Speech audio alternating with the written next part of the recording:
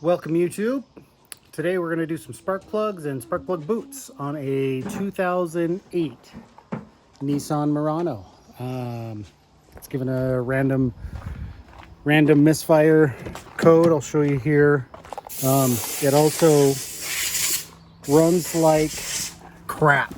The OBD2 port is up under the dash. Right there it is. Okay, so turn this guy on. Check engine lights on. We're at 202,000 miles. Gonna guess this probably hasn't been done, or if it was done many miles ago.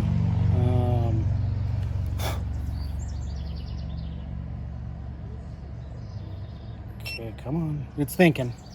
Let's see, we're reading the codes here. Okay.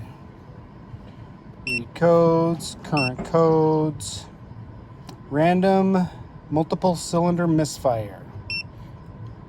Pending codes, same, permanent, we don't support that. So what I'll do right now is I will erase these. Yep, man. All right, codes are deleted. Enter. Are you sure you want to exit? Enter. Okay.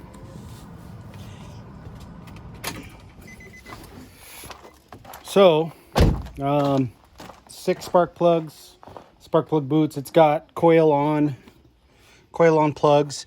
I did not show these ones because easy peasy lemon squeezy. 10 millimeter gets the coil off. You pull that out, you pull the plug out, you put the new one in, put it all back together. The back 3 are another story.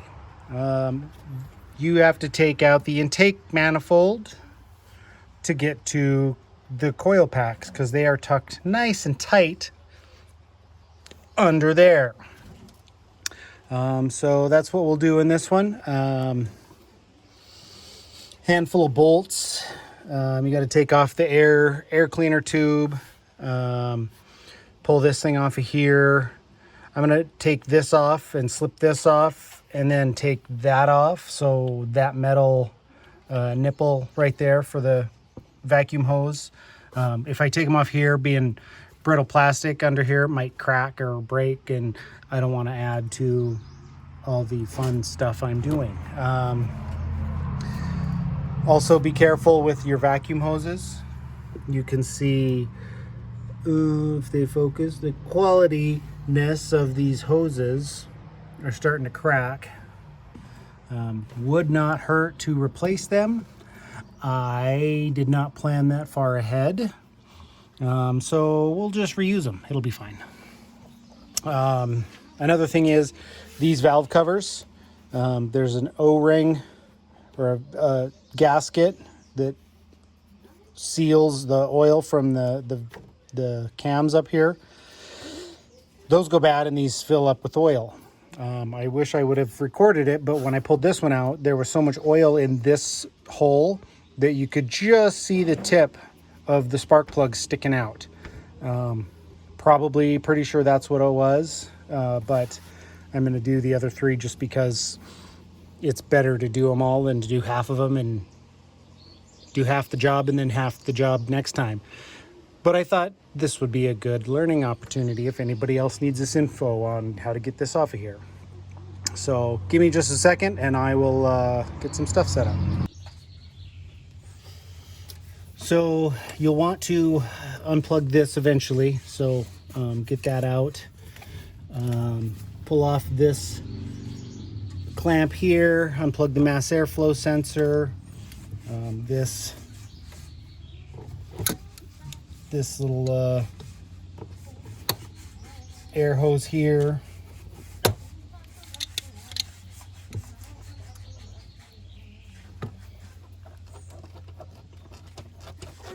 Again, be kind of gentle, because if you break that, now you've got a vacuum leak or an air leak, and then all your check engine lights are going to come on anyway. And do some good. I said do some wiggling. Oh yeah, silly me. Forgot to take the clamp off.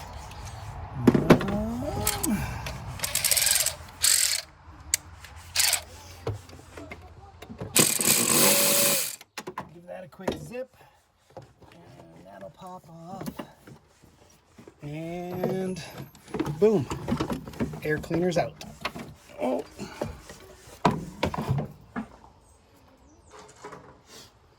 Okay, so I'm going to pull this off. This is a 12 millimeter.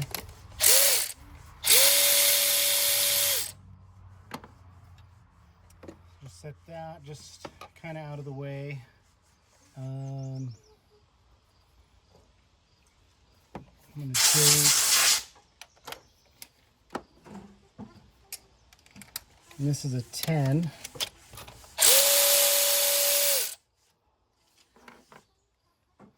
Make sure you set your bolts somewhere convenient where you'll lose them, or they'll fall down in your engine bay and to be lost forever. That's always a treat. Just kidding. Oh. Gently. Oh. A trick with vacuum hoses to try, because if you just pull them, they will rip. That will rip. You can see it's already a little crumbly from just me grabbing it. So if you pull on these, they'll rip and tear.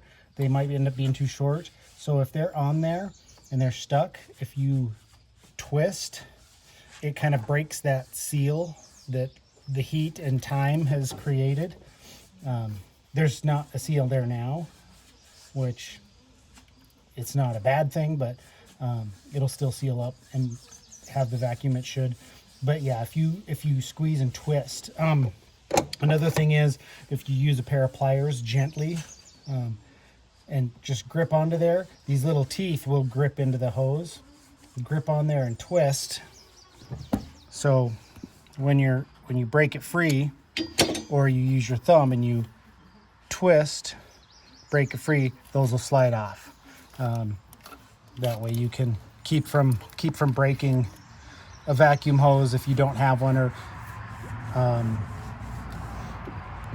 keeps you from having to run to the store in the middle of your project to buy another part. We'll have to pull off this vacuum line right here. Like I said, this right here, this little hose is going to have to come off. That's actually a coolant line. This engine, it hasn't been run for, I don't know, a couple hours, and it's still pretty toasty warm. So there's probably, 10 millimeter, I pulled that off. This, I reached back in here, pulled that clamp off. That's just a vacuum line. There's a coolant hose right here. This guy that I pulled off from down there. So that's all free there. We can just kind of fold that out of the way. The bolts on the top of this thing are right here.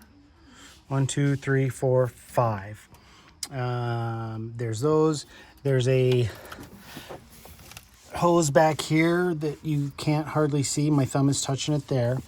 And I believe there's one more bolt back here holding this in. I will have to feel, I don't know if you can see it, but it's right back in here. There's some bolts. I'm going to have to reach back there and feel. But let me pop some of these loose. And see what's next.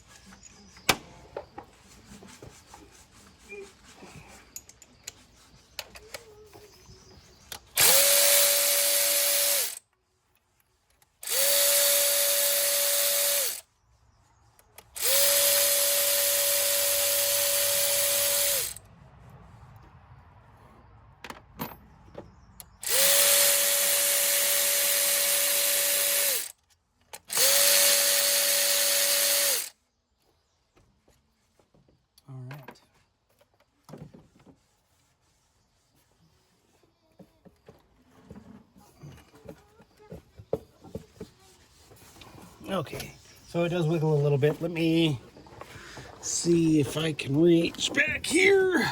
Oh, yeah, yep, they're both there. There's 2 bolts. Kind of hard to see. Like I said, there's not this thing, but oh no! Oh, hang on. Yeah.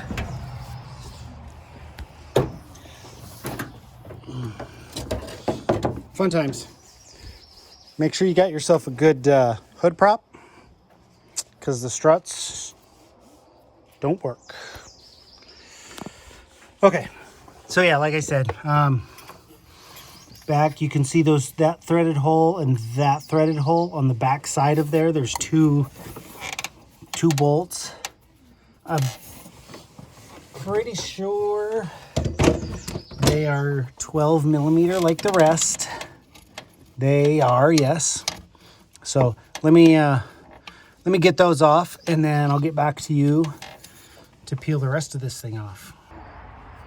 Okay, got those 2 bolts out back there. Oh yeah, she's loose. And there's that line.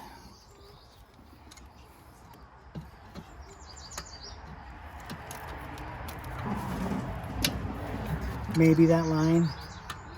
Come on.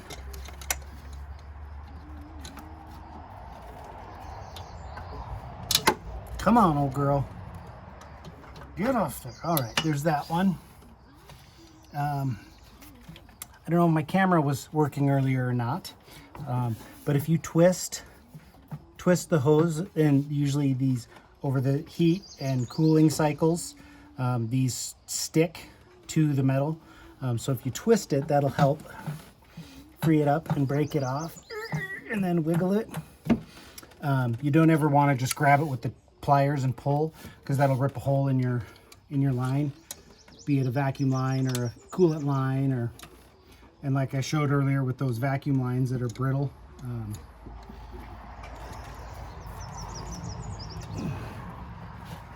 they'd be very easy to break. If you just grab and twist the line also, that's a good way to do it. I feel like I'm caught on something else.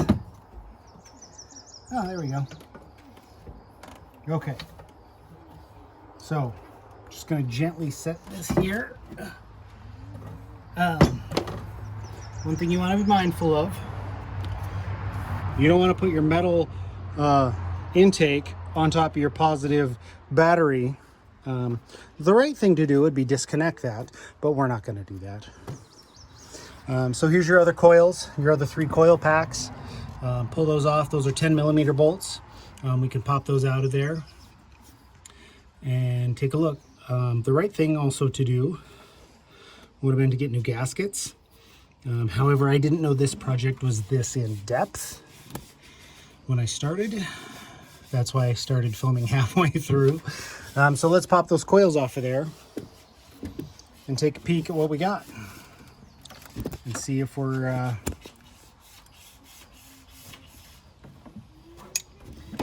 good to go with what we got, or we need to get more. 10 millimeter. Actually, I don't need that.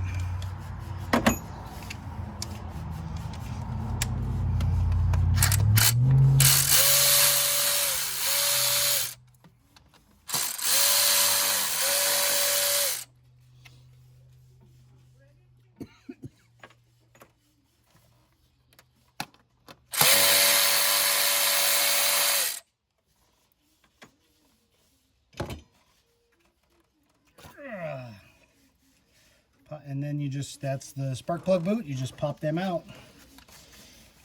Oh, that one's oily and dripping with oil. So that one might be full too. So we'll get a light down there. I'll show you guys in a minute.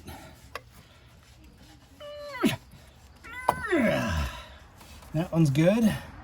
That one's not all gross and oily. Where's my power tools? My churls. Get. Oh, it ripped.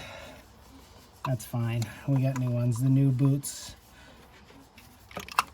Replace that. So these are weird boots. They're 2-piece boots. So now I need a needle nose to dig that out.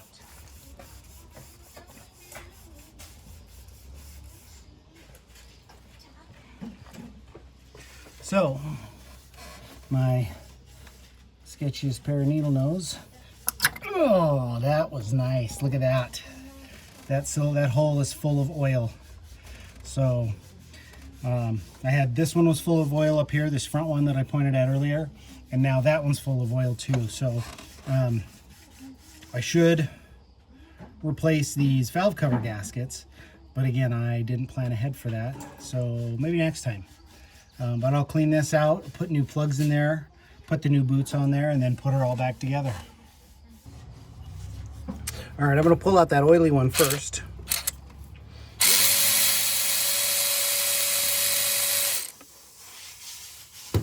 Just to show you guys.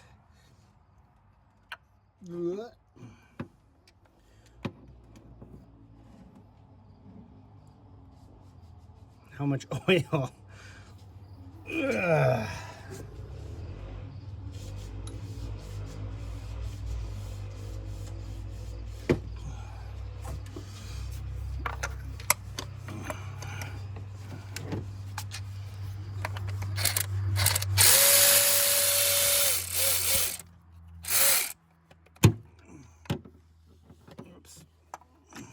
Probably needed to pull that one out a couple more threads.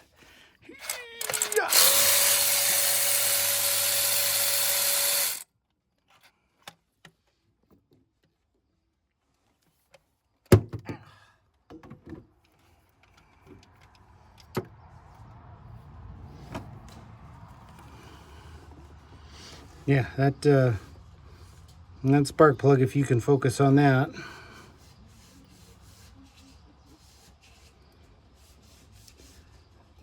It's pretty dirty. It's pretty rough.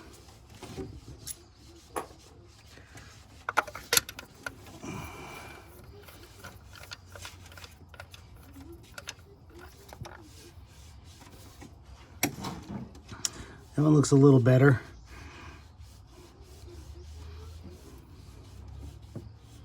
That gap looks huge. So this was in dire need of getting plugs replaced. Like I said, they're probably the original plugs. If you can see that better now. That center electrode right here is supposed to be not at an angle. But yeah, lots of chunks. So I'll clean out that that center one and then get some new plugs in there and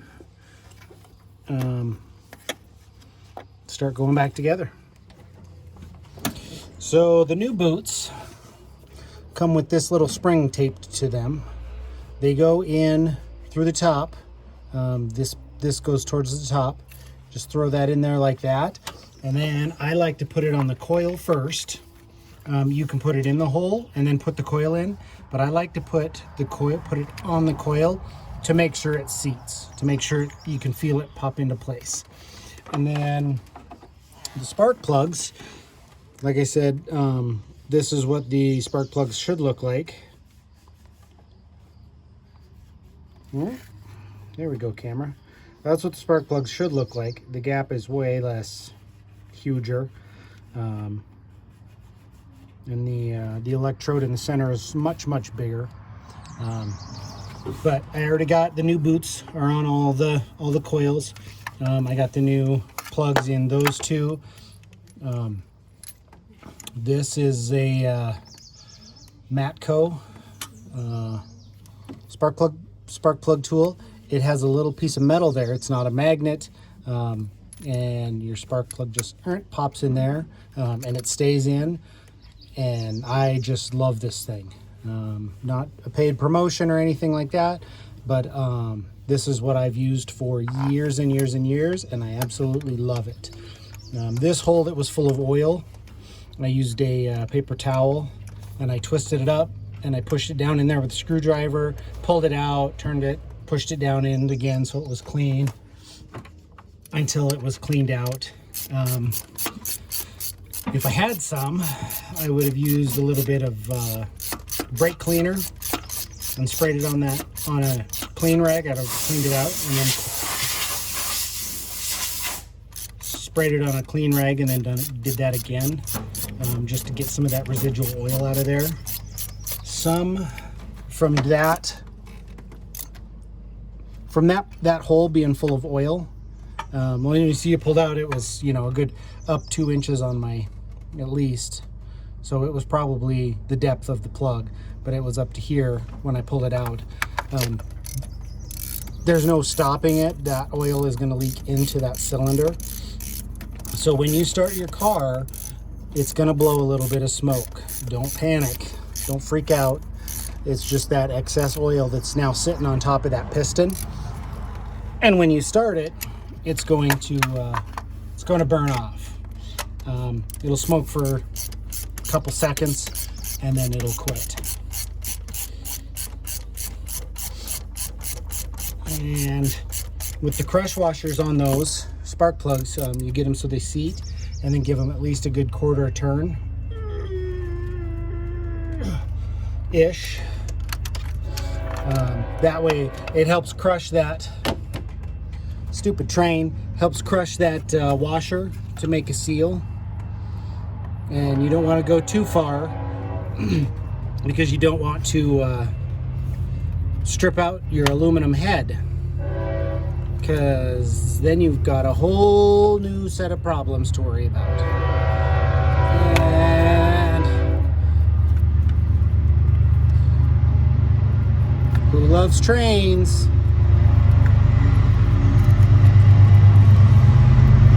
Okay. Get, and okay. There. Okay, and then just push those in. Just push those down nice and snug. There we go.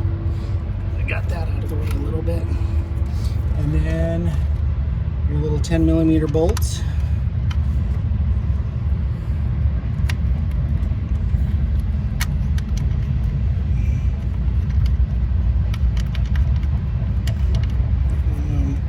I like to get my bolts started by hand, because if you cross thread something, like I said, that just opens up a whole new can of worms, a whole new pain in the butt for you, and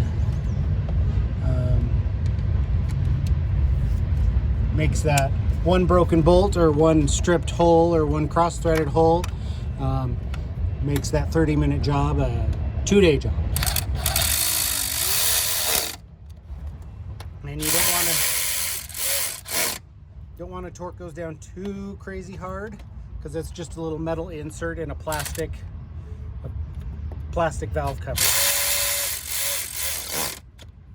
So nice and snug, and she's good to go.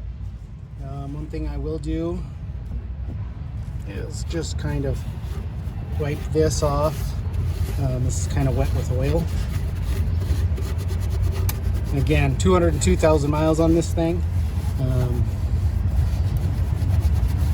I don't expect it to be perfect. Yeah, I wish I would have had some more time to do some researching and looking around to know what I was doing.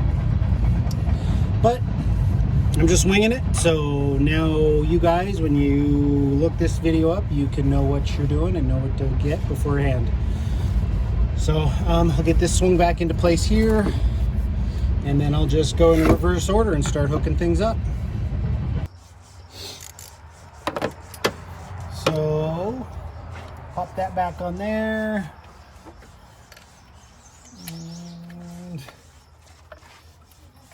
Pop that back on there. These two vacuum hoses slip back in here.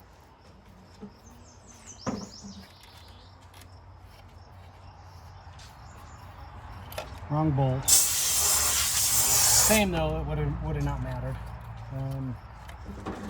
If you use the same bolt identification process as I do, I take the bolts off and I set them in some kind of order.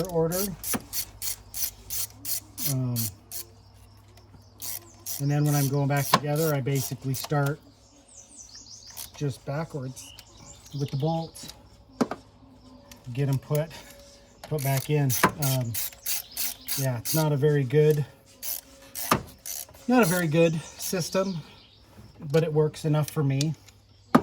The problem is when you do a project, you're working on something, you're working on your car, your truck, whatever. Plug that back in. And you take it all apart, and then it gets dark, you know, shut it down for the night. You come back the next day, ends up being, the next week, and now you've just got random bolts everywhere. Makes it a little more difficult on figuring out what goes where. Move my hood prop here. Move my hood prop and take you guys out with it. Okay, now I'll reach behind here. These bolts in the back that were supporting the intake. Oh, come on.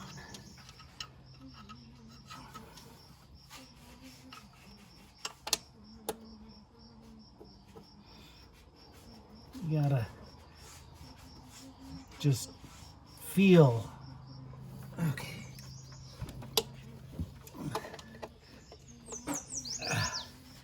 You gotta feel it, and then not spill your pop. Okay.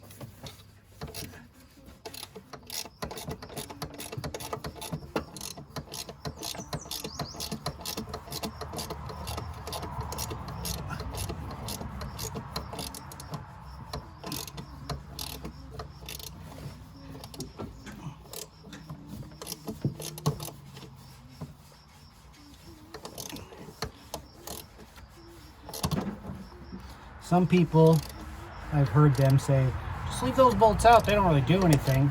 But this, there's only 5 bolts bolting this entire thing, and then all the weight is going that way. And then when you add heat and the vibrations, just something that's just a little bit extra support on the back side here can go a long way, can keep it from being a bigger problem further down the road. So yeah, these bolts aren't fun, but in the end they help. They make it so your car lasts longer. Because who wants to do this job a second or third time because they didn't put it in bolts and now the intake cracked? I'd rather take the couple extra minutes to put these bolts back in where they're supposed to go. Yeah, okay. Now, looks like the last step is the intake.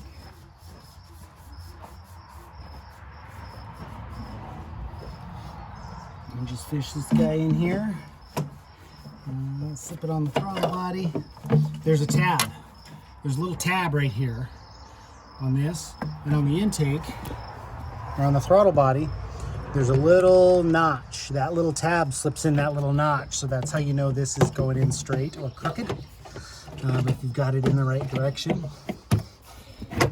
So when you wiggle it on there and it fits in there like that, that little tab fits perfect. Little tab fits perfect in that little slot there. And then clip this into place.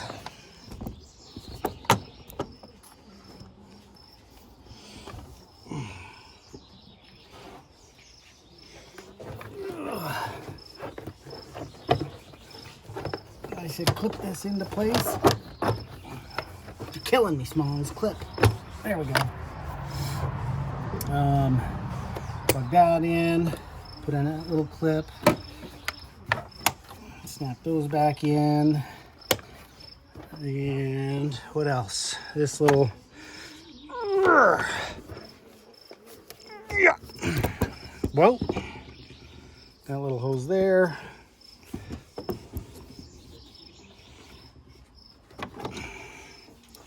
I should have told you guys at the beginning of this video to take some Dramamine.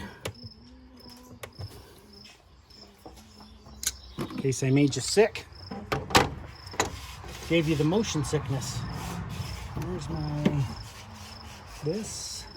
And my 8mm. And this should be the final...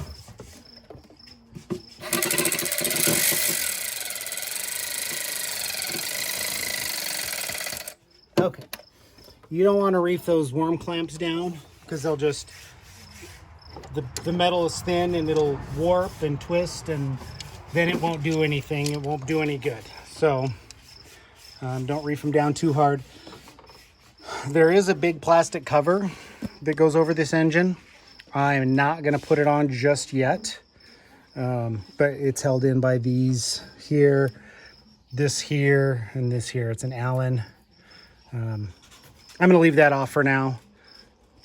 And I don't know, let's clean up a little bit and fire it up and go take it for a test drive. All right, let's fire this up.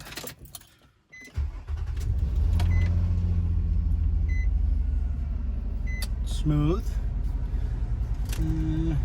Yeah, got a poof of smoke back there.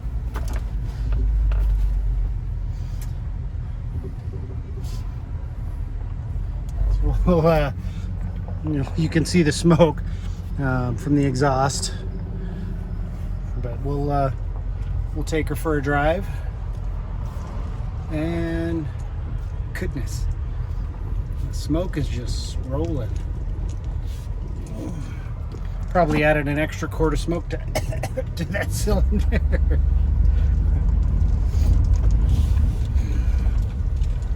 Whew. Smoky.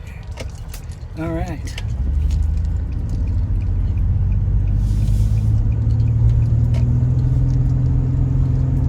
Yeah, she's I don't know if you guys can... That's a lot of smoke.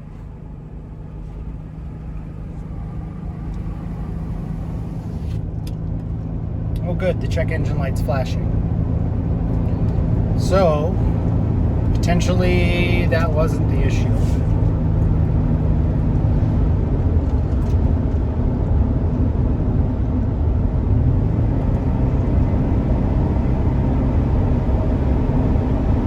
Runs a whole lot better than it did. This thing was running like it was missing on 2 cylinders, which is why I thought those two being full of oil and replacing the plugs in the plug boots would help. But there might be something a little more serious or something else that's adding to it. So let me pull over up here and plug in my little scan tool. Oh sure, the light went out. Oh, brakes, turn, corner, hang on. Oh. Don't text and drive, kids. It's dangerous.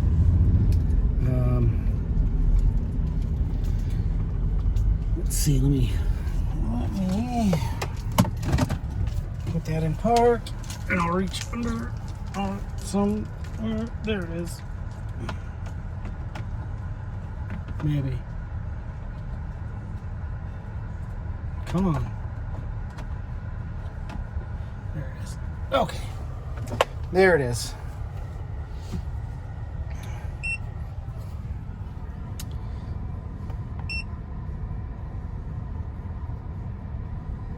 I'm thinking.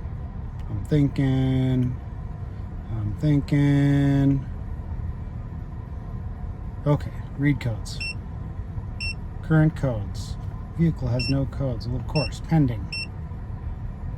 Cylinder 5 misfire. Random cylinder misfire. Okay. I don't know which cylinder is cylinder number 5. I'll have to look that up. I'm not going to erase those just quite yet. I am going to, oh yeah, it's still, I can feel it. I'll have to find out which one number 5 is, and I wonder if I have a bad coil pack. Possibility.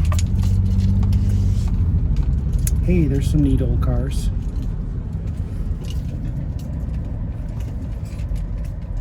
Old Caddy, and look like maybe an Imperial. I don't know if you guys can hear that or in the video, but it's definitely got a mess. Probably because I didn't replace any gaskets and do anything like that, and now cylinder 5 has a leak or that's what's causing the misfire or something redonkulous like that.